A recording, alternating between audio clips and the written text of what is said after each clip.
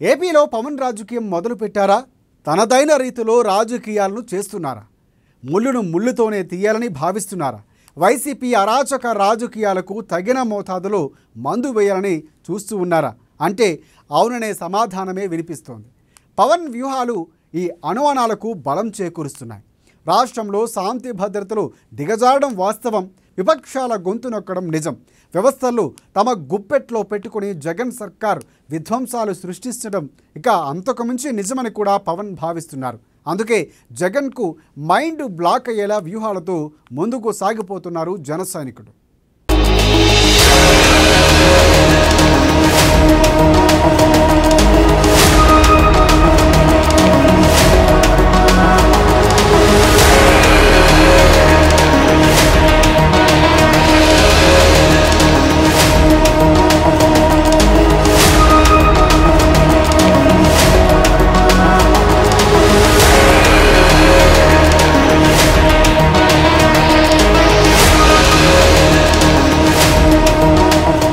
వైసీపీని టార్గెట్ చేసిన పవన్ సర్కారుపై వ్యూహాత్మకంగా అడుగులు. చంద్రబాబు అరెస్టు ఖండించిన పవన్ కళ్యాణ్. టీడీపీ జనసేన కలిసి పనిచేస్తాయని పవన్ స్పష్టం. పవన్ కామెంట్స్తో మారిపోయిన ఏపీ రాజకీయాలు. సామాన్యులు వైసీపీ ఇబ్బంది పెడుతోంది. టీడీపీతో కలిసి ఉమ్మడి మేనిఫెస్టోకి కసరత్తు. వైసీపీకి వ్యతిరేకంగా అన్ని పార్టీలు పోరాడాలన్న పవన్ కళ్యాణ్.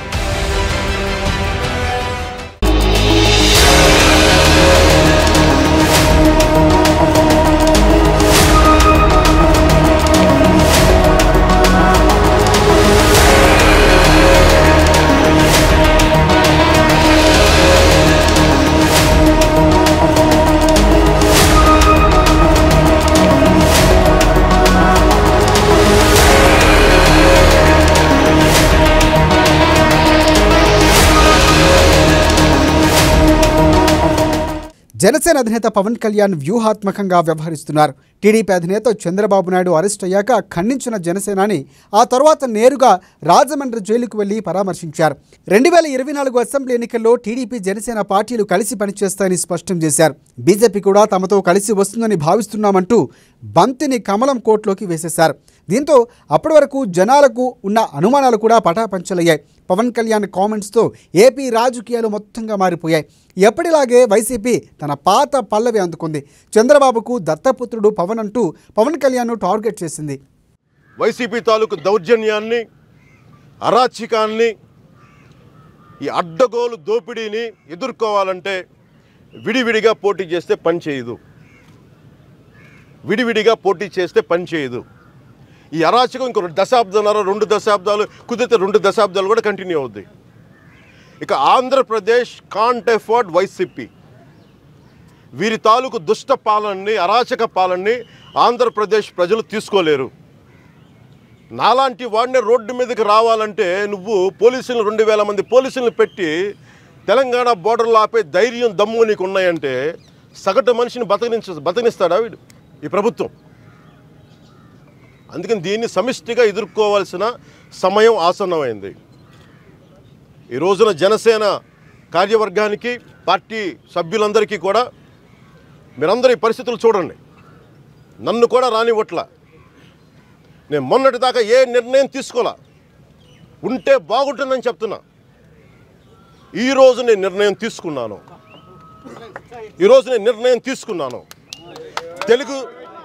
జనసేన, తెలుగుదేశం కలిసి వెళ్తాయి వచ్చే ఎన్నికల్లో. ఇది మా ఇద్దరి భవిష్యత్తుకు సంబంధించింది కాదు, మా ఇద్దరి భవిష్యత్తుకు సంబంధించి ఆంధ్రప్రదేశ్ భవిష్యత్తుకు సంబంధించింది. వైసీపీ నేతల ప్యాకేజీ స్టార్ కామెంట్లతో చిర్రెత్తుకుపోయిన జనసేన అధినేత పవన్ కళ్యాణ్ సీఎం జగన్కు వార్నింగ్ ఇచ్చారు. వైసీపీ వ్యతిరేక ఓటు చీలకుండా టీడీపీ జనసేన కలిసి పోటీ చేస్తాయని తేల్చి చెప్పారు. రాజకీయంగా తనకు బలం లేదని, అభిమానుల బలమే తనకు అండా అని తెలిపారు పవన్ కళ్యాణ్. తనపై ఎన్ని కేసులు పెట్టుకున్నా జైలుకు వెళ్లడానికి సైతం సిద్ధంగా ఉన్నాను తప్పించి భయపడనంటూ పవన్ కళ్యాణ్ తేల్చి చెప్పారు. తాను ఎవరికీ భయపడనని, తొక్కి నార తీస్తానని చెప్పారు. మాట నిలబెట్టుకోలేనప్పుడు నా బతుకెంతానే తనను తాను ప్రశ్నించుకున్నారు. వాలంటీర్లపై తాను చేసిన వ్యాఖ్యలను తాను వెనక్కి తీసుకోనని తేల్చి చెప్పారు పవన్ కళ్యాణ్. ఒక ఎమ్మెల్యే లేడు, నన్ను నలిపేయాలనుకుంటే ఈ రోజున కేంద్ర ప్రభుత్వం సంపూర్ణంగా నన్ను నలిపేయచ్చు. నన్ను జైల్లో పెట్టాలంటే సంపూర్ణంగా నన్ను జైల్లో పెట్టచ్చు. నాకు బలం లేదు, నాకు రాజకీయంగా నాకు బలం లేదు. మీ బలం తప్ప నాకు ఇంకే బలం లేదు నా దగ్గర. కానీ నిజాయితీ ఉన్నప్పుడు, ప్రజాక్షేమం కోసం నువ్వు పనిచేస్తున్నప్పుడు నేను ధైర్యంగా అడిగాను కదా. నేను వెళ్ళి అమిత్ షా గారిని అడిగాను, మీరు దయచేసి స్టీల్ ప్లాంట్ని ఒకసారి ప్రైవేట్ మైన్స్ ఇవ్వండి, మీరు ఆలోచించండి అని ధైర్యంగా చెప్పగలిగానే. 30 మంది పార్లమెంట్ సభ్యులు పెట్టుకున్న ఒక్క రోజున జగన్ చెప్పగలిగాడా? ఎలాగానే చక్కగా అప్పుడే సిగ్గుపడుతూ, అదే సార్ కొంచెం చూడండి సార్, కొంచెం కేసులు కొంచెం బయటపడేస్తే హ్యాపీగా ఉంటాం సార్. ఇవి కదా అడిగేది. మీకు ఉద్యోగాలు ఇచ్చేవాళ్ళు కావాలా, లేదంటే మీ ఉద్యోగాలని రానివ్వకుండా చేసేవాళ్ళు కావాలా అనేది యువత మీరు నిర్ణయించుకోవాలి. మీరు ఎందుకంటే మీ మీద నేను ప్రతిసారి ప్రతి నియోజకవర్గంకి వెళ్ళగానే నాకు రిపోర్ట్ వస్తుంది. ఎంతమంది గౌడు కులస్తులు ఉన్నారు సార్, ఎంతమంది కాపు కులస్తులు ఉన్నారండి, ఎంతమంది దళిత ఉపకులాలకు చెందిన వాళ్ళు ఇంతమంది ఉన్నారు, ముస్లింలు ఇంతమంది ఉన్నారు, లేదంటే మత్స్యకారు సామాజిక వర్గం ఇంతమంది ఉన్నారు. వీళ్ళతో ఇలా మాట్లాడితే నేను అలా మాట్లాడదలుచుకోవట్లేదు. ఆ కైండ్ ఆఫ్ పాలిటిక్స్కి జనసేన నేను స్వస్తి పెట్టి దలుచుకున్నా. మనందరం మనుషులు, మనందరం మానవులు. మానవత్వం నా ముఖ్య ఉద్దేశం తప్ప నేను కులాలుగా విడతీసి నేను రాజకీయాన్ని చేయలేను. జగన్పై తాను ప్రధానికి ఎప్పుడూ ఫిర్యాదు చేయలేదన్నారు. కులాలు విడదీసే రాజకీయాలు చేయనని చెప్పారు పవన్. తాను పీఆర్పీలో యువరాజ్యం అధ్యక్షుడిగా ఉన్నప్పుడు జగన్ ఎంపీగా కూడా గెలవలేదని చెప్పారు. తాను కాపు సామాజిక వర్గం కాబట్టి కాపు నేతలతో జగన్ తనను తిట్టిస్తున్నారంటూ వ్యంగ్యంగా విమర్శనాస్త్రాలు సంధించారు. ఏపీలోకి రావాలంటే పాస్పోర్ట్ కావాలని పవన్ను ప్రశ్నించారు. కేసులకు భయపడితే తాను రాజకీయాల్లోకి ఎందుకు వస్తానని ఆయన ప్రశ్నించారు. ఉమ్మడి రాష్ట్రంలో వైఎస్ఆర్తోనే తాను గొడవ పెట్టుకున్నానని చెప్పారు. చేశారన్న కేసులు ఇది ఎన్సీఆర్బీ డేటా ప్రకారం, నేషనల్ క్రైమ్ రికార్డ్ బ్యూరో ప్రకారం హయ్యెస్ట్ సెడిషన్ కేసెస్ ఆంధ్రప్రదేశ్లోనే. అంటే ఎదురు తిరిగి మాట్లాడితే దేశద్రోహపు కేసులు పెట్టింది హయ్యెస్ట్ ఆంధ్రప్రదేశ్. వైసీపీ జగన్ నేతృత్వంలో ఉన్న ఈ ప్రభుత్వం నడుస్తున్న దాంట్లో హయ్యెస్ట్ సెడిషన్ కేసెస్ మనకి ఆంధ్రప్రదేశ్లోనే నమోదైనవి. ఇది ఎన్సీఆర్బీ డేటా ప్రకారం. సెక్షన్ 124A ఇండియన్ పీనల్ కోడ్కి ఇది సెడిషన్ కేసులు హయ్యెస్ట్. ఈ పర్టికులర్ ఈ చట్టాన్ని కేంద్ర ప్రభుత్వం, జ్యుడిషియరీ కూడా దీన్ని బ్రిటిష్ కాలం నాటి పాత చట్టాన్ని తీసేయాలి, దీన్ని అడ్డగోలుగా దీన్ని వాడేసుకుంటున్నారని తీసేద్దామన్న నేపథ్యంలో జగన్ అనే ఈ దుష్ట వ్యక్తి, అంటే చాలా పదాలు వస్తున్నాయి కానీ కంట్రోల్ చేసుకున్నాను.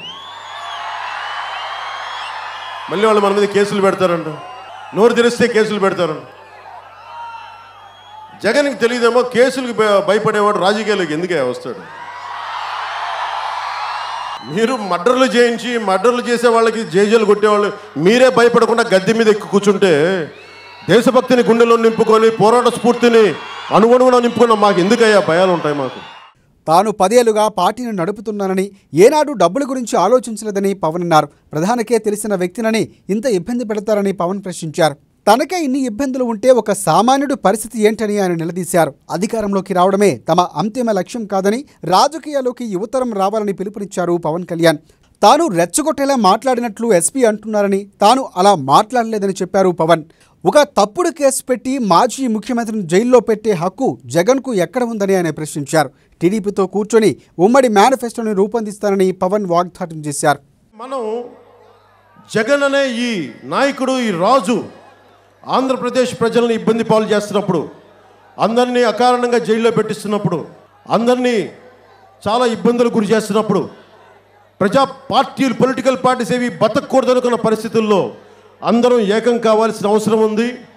ఇతని మీద తిరుగుబాటు చేయాల్సిన అవసరం ఉంది. ఇదివరకులాగా మనం కత్తులు కటారులు పట్టుకోవాల్సిన అవసరం లేదు. 24 ఎన్నికలు మనకు వస్తూ ఉన్నాయి. రివోల్ట్, తిరుగుబాటు, ప్రభుత్వ మార్పు, మన ఓటు అనే దాని మీద మనం బలంగా నమ్మామంటే ఈ జగన్ అనే వ్యక్తిని మనం సంపూర్ణంగా మనం పక్కన కింద పెట్టేయచ్చు. జగన్ అనేవాడు ఇప్పటికే కాదు, ఎప్పటికీ పాలిటిక్స్లోకి రానివ్వకుండా చేయాల్సిన కంకణం ఆంధ్రప్రదేశ్ ప్రజలందరూ మనస్ఫూర్తిగా తీసుకోవాలి.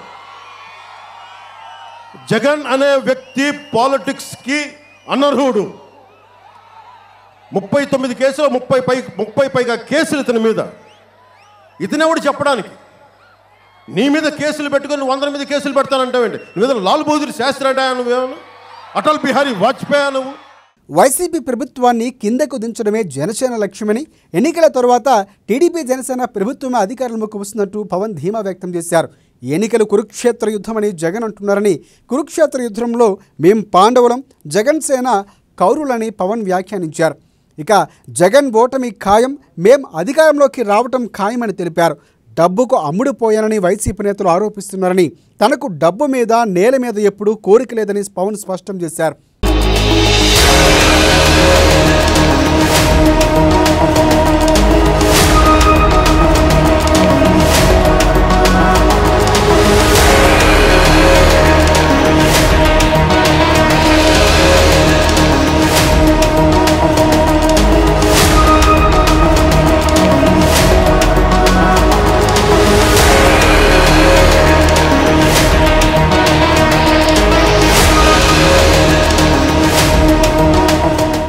జగన్కు దమ్ముంటే విశాఖ స్టీల్ ప్లాంట్పై పోరాడాలంటూ ఆయన సవాల్ విసిరారు.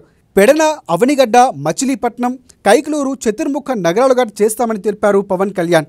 వైసీపీని వ్యతిరేకంగా అన్ని పార్టీలు కలవాలని ఆయన పిలుపునిచ్చారు. రాష్ట్ర ప్రయోజనాల కోసం అందరూ ఏకమవ్వాలని ఆయన పిలుపునిచ్చారు. మనలో విభేదాలు పాలసీల వరకే పరిమితం చేసుకోవాలని అన్నారు. వచ్చే ఎన్నికల్లో అధికారంలోకి రాబోయేది టీడీపీ జనసేన సంకీర్ణ ప్రభుత్వం అని చెప్పారు.